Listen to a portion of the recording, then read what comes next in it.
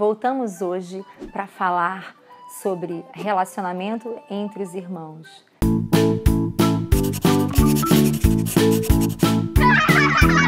Uma estratégia interessante da gente pensar é que nós temos filhos sempre diferentes. Filhos do mesmo pai, filhos da mesma mãe, mas com características de personalidade, de temperamento sempre muito diferentes. E é importante que a gente mostre isso para as crianças, né? Mostre para os irmãos, que a gente evidencie essas características e essas diferenças. É importante que a criança perceba que aquilo que ela tem de diferente não é ruim. Aquilo é valorizado pela família. E a gente pode fazer com que os irmãos valorizem essa diferença, que os irmãos apreciem essa diferença, que aprendam a conviver com essas diferenças, que a gente possa conversar sobre eles, apontando o que cada um tem de bom, o que cada um contribui na família, que aspecto daquele temperamento traz contribuições importantes para o ambiente familiar. E a gente pode pedir para que as crianças falem, né? O que o seu irmão tem de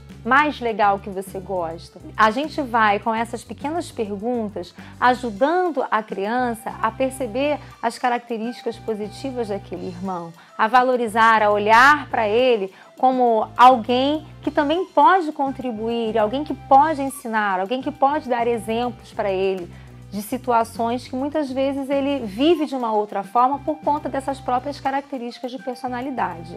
Muitas vezes eu observo famílias, pais, comparando os filhos de uma forma negativa, né? Quando a gente faz esse tipo de comparação, geralmente a gente faz no sentido não de valorizar quem agiu corretamente, mas sim de criticar a criança que não teve o comportamento esperado. Então, o que acontece nessas situações é que a gente acaba, ao invés de usar o bom exemplo do irmão para ajudar quem não está conseguindo se comportar adequadamente, a gente faz alimentar esse ciúme, alimentar essa rivalidade, essa rixa entre eles. Então é importante que a gente valorize a ação positiva sem enfatizar a negativa que o outro irmão teve. A gente tem uma cultura sempre, na maioria das vezes, que a gente tem que remar contra essa maré o tempo inteiro, de valorizar o negativo e não valorizar o positivo. Então a gente precisa inverter um pouco, né?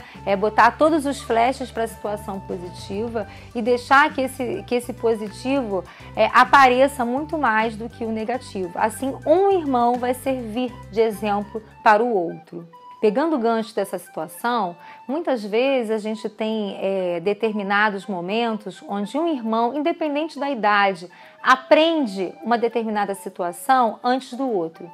E aí a gente vai valorizar como? Pedindo para que ele ensine ao irmão que ainda não conseguiu fazer aquilo de uma outra forma, né? Muitas vezes o jeito da criança ensinar, o jeito da criança falar é muito melhor do que o jeito do adulto. A outra criança vai aceitar aquilo de uma forma muito melhor, vai ter uma escuta diferente para aquilo. E aí, então a gente está, ao mesmo tempo, valorizando a criança que já sabe e dando a ela a oportunidade de ensinar para o outro irmão aquele comportamento ou aquela tarefa. Tem determinadas situações em que uma criança pode auxiliar a outra sim, independente da idade, se ela já sabe aquela ação. Outra estratégia é dar a responsabilidade para os irmãos de se protegerem, de se cuidarem, de olhar um para o outro quando estiverem em determinadas situações longe dos olhos de pai e mãe. Isso dá para eles um sentido também de relação, de laço familiar e de proteção efetivamente. Eu sou responsável pelo meu irmão é responsável por mim. Isso não significa que esse irmão vai virar o delator de situações que acontecerem, não é isso. E isso é importante que a gente diga para a criança, não é você vir aqui fazer a fofoca do seu irmão e me contar se ele fez ou se ele não fez determinada coisa. Se você perceber que seu irmão está em alguma situação, né, que não é bacana, que não é legal, você pode ir lá para ajudá-lo, você pode ir lá para falar com ele, você pode chamar o adulto para intervir nesse momento. Então a gente mostra para a criança, né, essa relação fraterna que tem que começar a a ser estabelecida mesmo, né? Que é de, como a gente tinha falado antes, de se descentrar, de olhar para o outro e se responsabilizar por esse outro também. Um ponto de conflito, geralmente entre os irmãos, são os objetos, os pertences de uma forma geral. Quando um pega um objeto do outro sem a permissão, quando um invade o espaço físico do outro, né? Seja esse espaço o quarto ou aquele lugar pré-determinado dentro do carro. Então é importante que a gente faça a mediação também nesse momento. A criança não precisa se sentir desrespeitada. Não é porque é o irmão dela que esse irmão tem direito a pegar as coisas dela sem a autorização dela. É importante que a gente crie também essa noção de respeito. O que é do outro é do outro. O outro pode sim e deve emprestar, mas com consentimento. A gente não tem o direito de se apropriar, usar algo que não nos pertence, mesmo que seja do nosso irmão.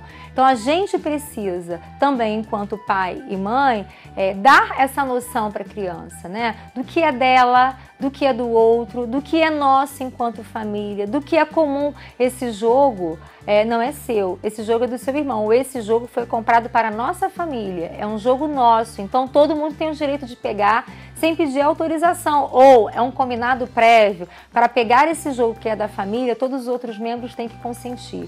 Então a gente precisa fazer um combinado, como é que essas situações vão acontecer dentro de casa, para que não seja mais uma situação conflituosa entre os irmãos. Espero que essas estratégias, essas dicas favoreçam na sua relação com os seus filhos, favoreça nessa relação aí entre os irmãos. Se você gostou do nosso vídeo, curte, compartilhe com seus amigos que também têm mais de um filho e vivenciam essas mesmas situações que você está vivendo.